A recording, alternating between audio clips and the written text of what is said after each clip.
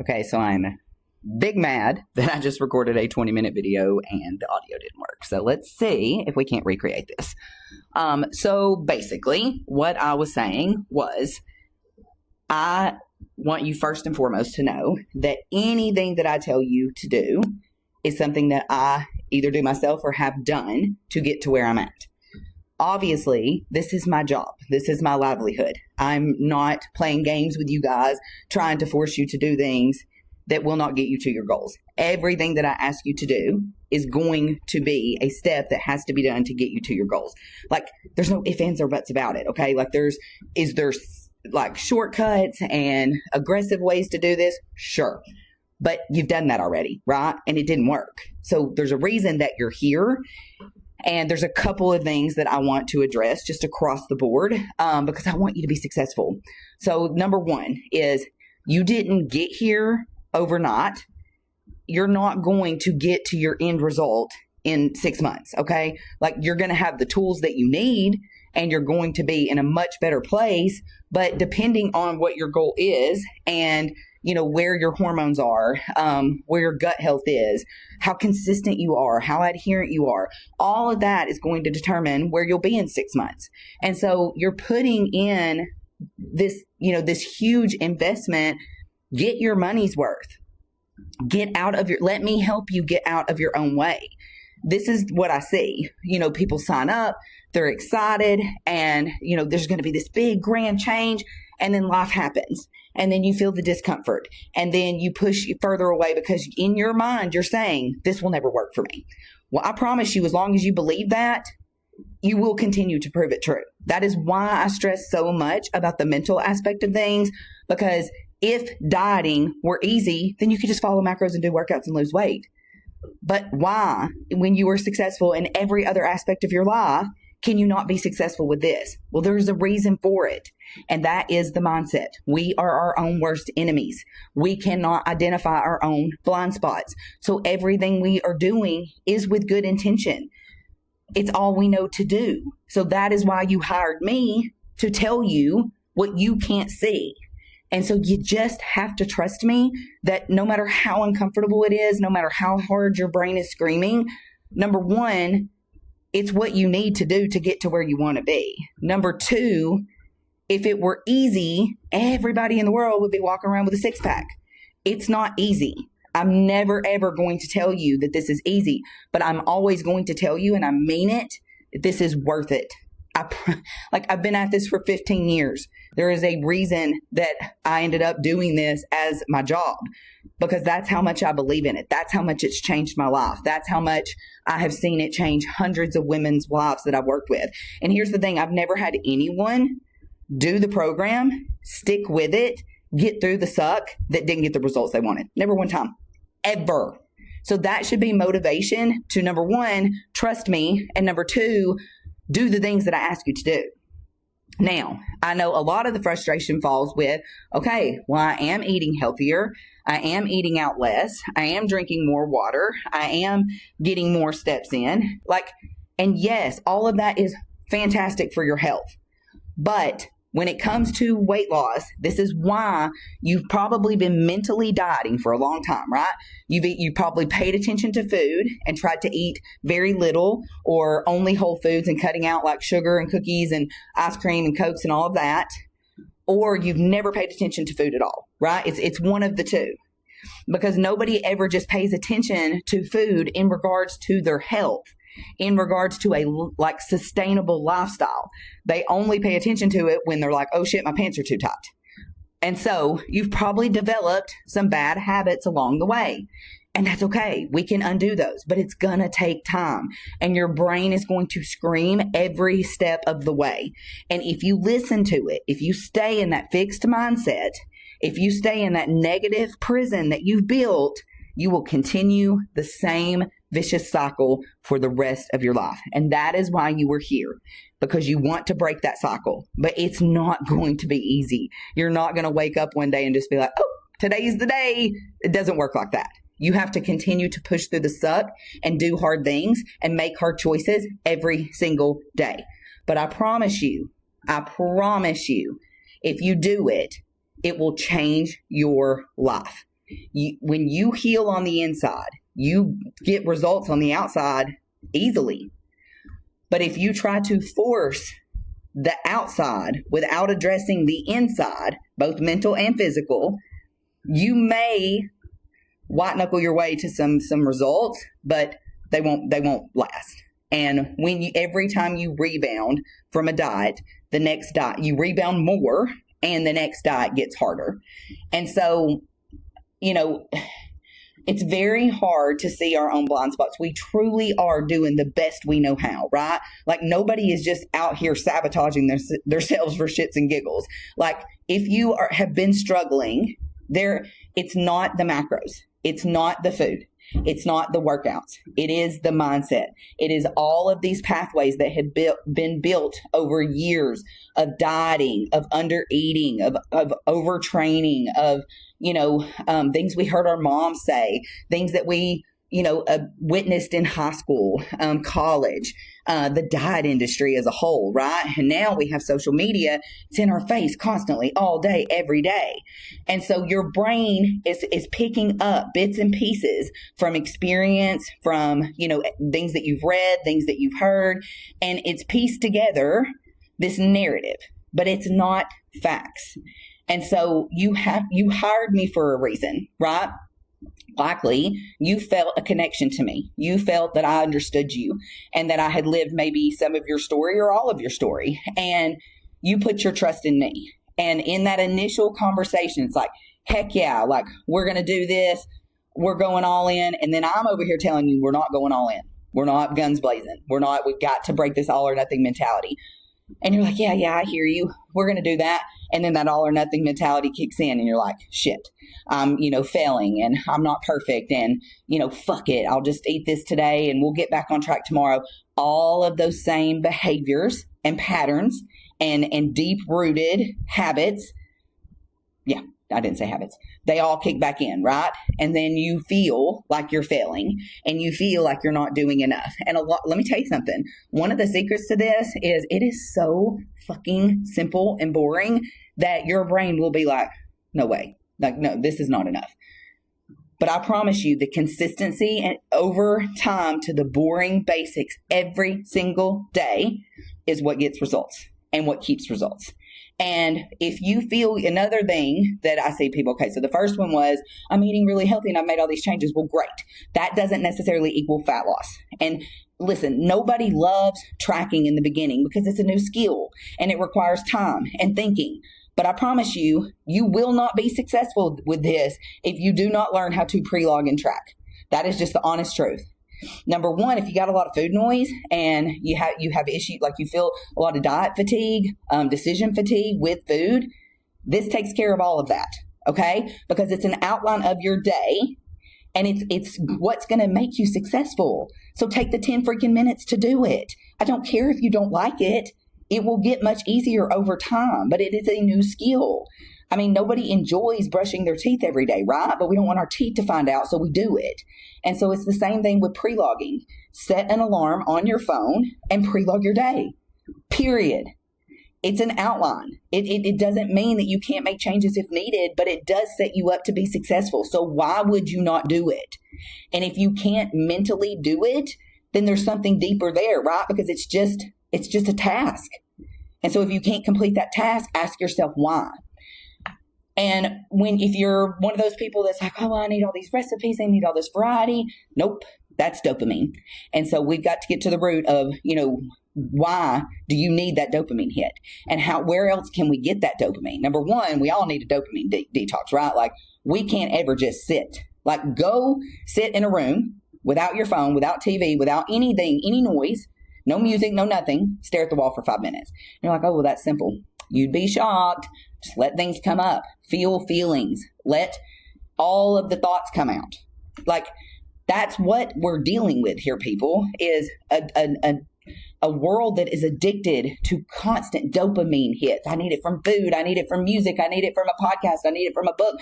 I need it from a drink. I need it from all of these things, shopping, whatever it is. And trust me, I'm as guilty as you guys. Like I've just learned to be aware of it and to learn how to reroute And I did learn how to sit with my feelings, and I did learn how to, feel things that are uncomfortable. And a lot of that is what healed my relationship with food.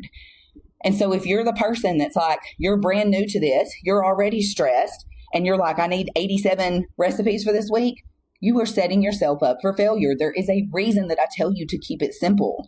I keep it simple. I may try a new recipe, once every couple of weeks, but I've been down that path of where I needed all this variety, and I was trying to make a different breakfast and lunch and dinner every day, stressed myself out. Part of what led to a bad relationship with food, because I was consumed with thinking about what I was going to fix all the time.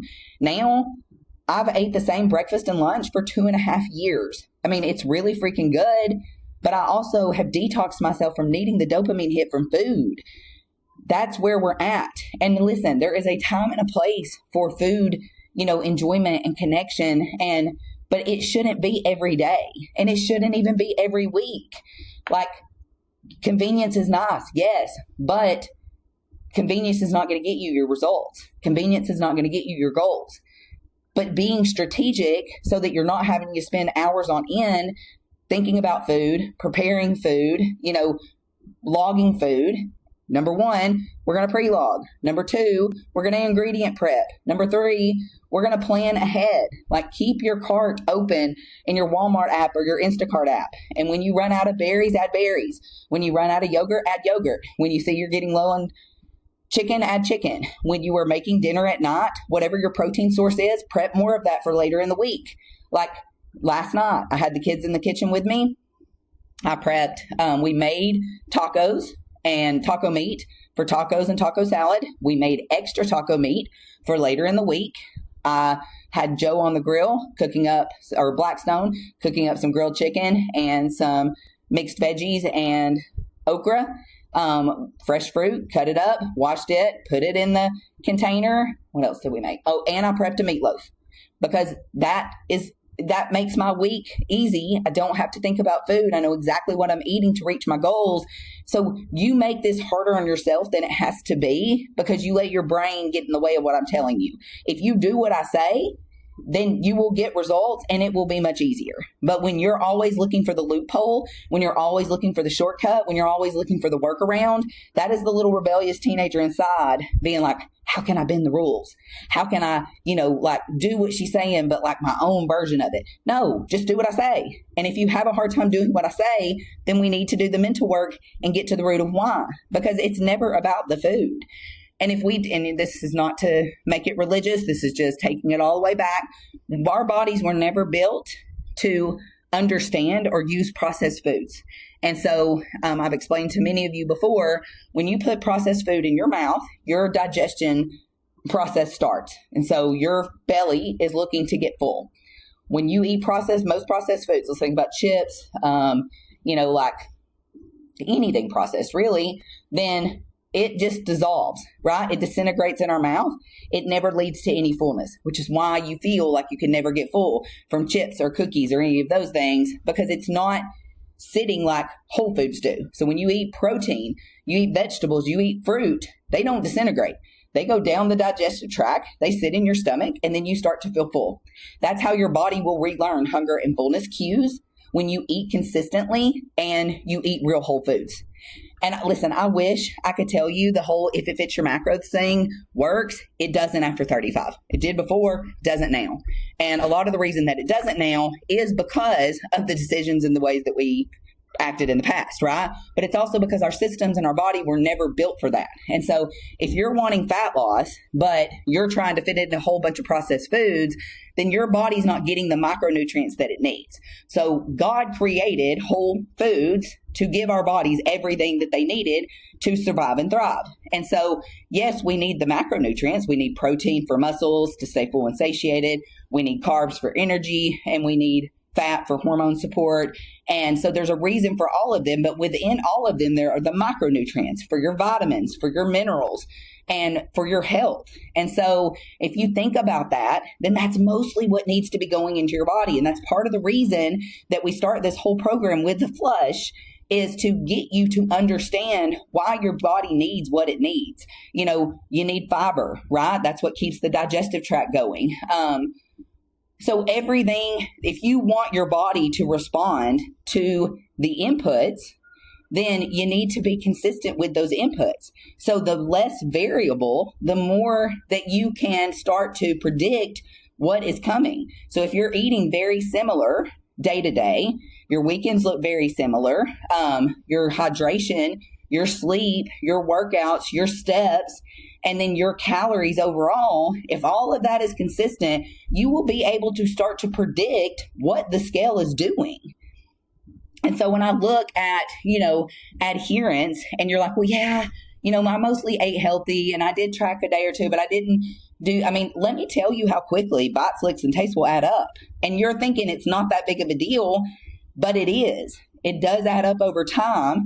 And so if you're giving your body 1,000 calories this day and you tracked that, and then 2,000 calories the next day, and then 1,200 the next day, and then I got 100 grams of protein this day, and then I got 150 this day, but then I only got 50 this day. Your body's always like, what are we doing today? Like, oh shit, I got to bail and go handle this system.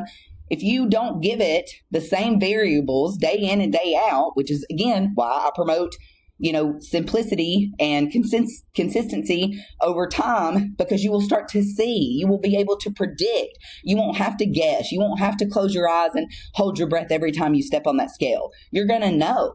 And listen, you're already busy. You already have a full life. Don't overcomplicate it and make it harder overthinking this.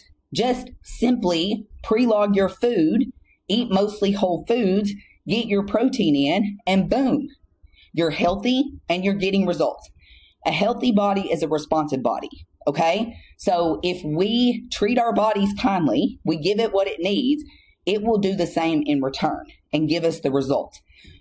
But regardless of what phase you're in, the reason that I try to help you set up this lifestyle the way that I do is because whatever you do to lose the weight, you will have to do some version of to maintain that loss. And again, if you want to build muscle or something, still a version of this. So my life looks the same regardless. The only thing that changes is the amount that I'm eating. My foods remain the same. The way that I handle eating out remains the same.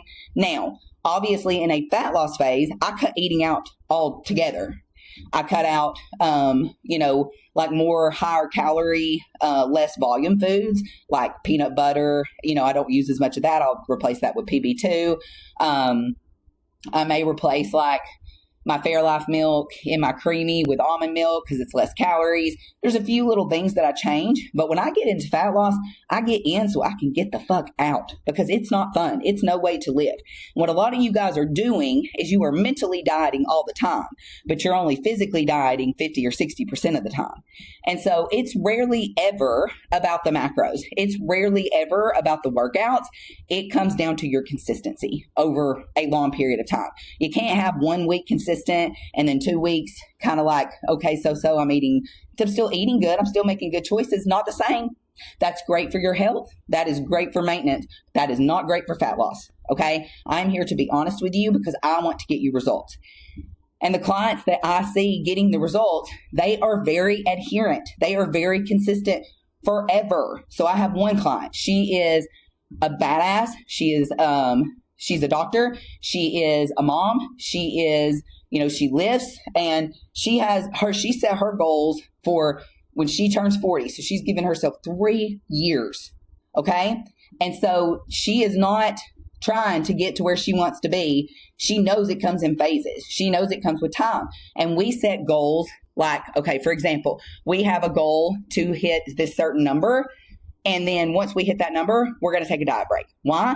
Because she is crazy adherent.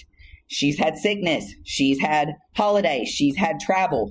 But she is consistent. Okay? She never lets things wreck her. She's had times that she's had to miss workouts. So she just hammers down on her nutrition. She's had times that, she hasn't had much of an appetite. And so she allows her body to rest and recover. But she never lets anything throw her. She initially, when we first got together, she was eating out a lot. And I have taught her, that when you are in fat loss, that has to be few and far between because we don't have control over, meals out. I don't care if you're ordering the healthiest thing ever. Calories are always going to be much higher between the oils, the butters, the sauces, the portions, all of that. And so, again, the variables that we can see and control, we know how to predict results. And so, she has this big goal of having the best body of her life in 3 years, and she'll get it. Because she is so adherent. She is so consistent. And when she feels that friction, when she feels frustrated, when she feels tired, when she feels something's off, you know what she does? She comes to me and we talk about it. And I help her recognize her blind spots. And she always tells me, like when she doesn't, I don't necessarily like this. This feels kind of uncomfortable. And then she'll work through it with our mindset tools. And over time, she has become a more positive person. She has become a more confident person. She's wearing shorts and bathing suits that she hasn't done that in years.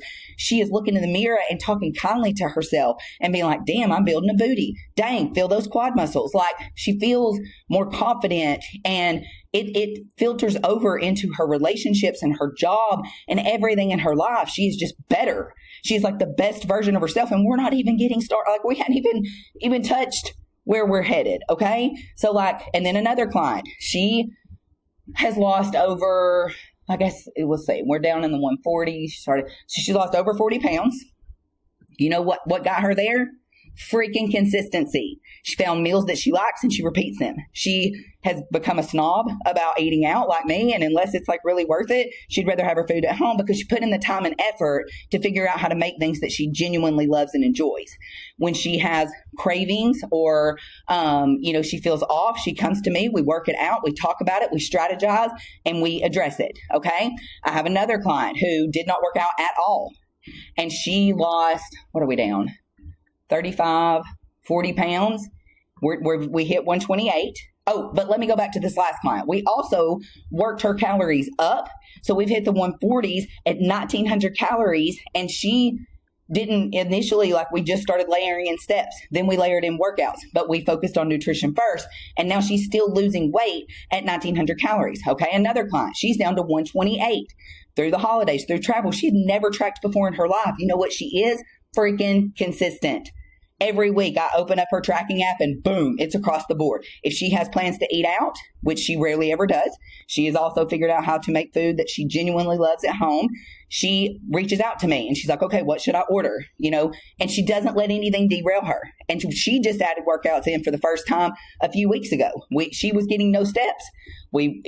She ordered a walking pad. We started layering in steps. She worked up her steps, and she is a tiny human, and she's cutting at almost 1,700 calories. And so it's the adherence. It's not the macros. It's not the workouts. It is the adherence and the consistency. And if you struggle with that, that's okay. That's everybody struggles in the beginning. But if you don't talk to me, I can give you the best plan, the best macros, the best workouts. But at the end of the day, you have to do the work, and you have to do the mental work for me to help you get out of your own way. And so, a lot of times what I see is this negativity starts to set in after the excitement wears off, and that all or nothing mentality comes back in, which is why I always tell you, we're backing our way in slowly. And, but we can't help it, right? It comes rearing its ugly head and starts yelling all these things in our head. And then it's, you don't have to do this. You choose to do this, and you should be grateful that you have the money and the time to do this. Not everybody does. And so I want you to get the most out of your time with me. And the only way to do that is to push through that discomfort and listen to me. And don't half-ass the things that I ask you to do, because guess what? I know we're busy, but we all have time for the things that matter.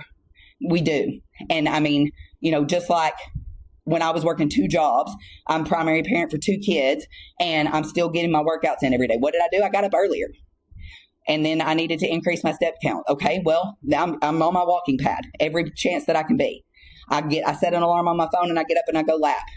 And, when busy weeks, just like with the food thing, it's not that I always feel like doing it. It's just very important to me. And so if this is important to you, then you've got to work with me to get you to where you want to be. It's not just you're not going to ever just wake up and be like, oh, I'm ready. I'm healed. You've got to do the uncomfortable work. And the mindset stuff is never going to be like, oh, I meditated 5 times. Am I healed yet? No, you have to do that stuff consistently, and you have to fake it till you make it. It's not going to be one of those things that you instantaneously feel like, oh, this is working. over time, you will see, like the gratitude list that I ask you guys to do. Wake up every morning and mentally go down your gratitude list. That is training your brain to go from its default negative thought patterns to positive. And listen, you create a prison in your brain, okay? If you focus on everything that goes wrong, everything that's happened in your past, oh, the bad things always happen to me, and I just always feel like if it's not one thing, it's another, that is your reality. You are creating that as your reality, guys. And so until you believe great things happen to me, I'm so freaking blessed. Like I remember the shift for me because I was such a negative person, and I would just dwell and I'd fester and I'd sit in it and I'd want everybody around me to be as miserable as me. When I was good, I was good. When I was happy, I was fun. I was exciting. I was the best drunk ever. But I was constantly dopamine, right? And so then when I really started doing the mindset work, it took a long time. But I remember when I'm like, Joe, like, how fucking lucky am I? Can you believe this happened and this happened? All these things were already happening. I just couldn't see them because I had this little negative prison built in my head. Now I look at everything as an opportunity. Everything, I romance the shit out of everything. My coffee, my waters, my food, my vegetables, my workout clothes. When I go out to my gym and work out, I'm not going to the gym. I still dress cute. And it's your perspective, okay? Everything inside, your whole reality, you create. Now, I'm not saying that bad things don't happen. I'm not saying that, there aren't times where it's like, shit, this sucks. But how you perceive it, how you process it, how you allow it to be in your head is what creates your reality. And when you start working on a more positive, mindset, you will start to see all of these opportunities, all of these things that you just can't even believe are happening, how lucky you are. They were already there. You just couldn't see them. Okay, so this video ended up being even longer than the first one, and I swear to God, if I go back to play this and it does not have sound, I'm going to have to really work on my positivity towards that because I might flip this whole desk over. All right, guys, have a great day, and I'll talk to you soon.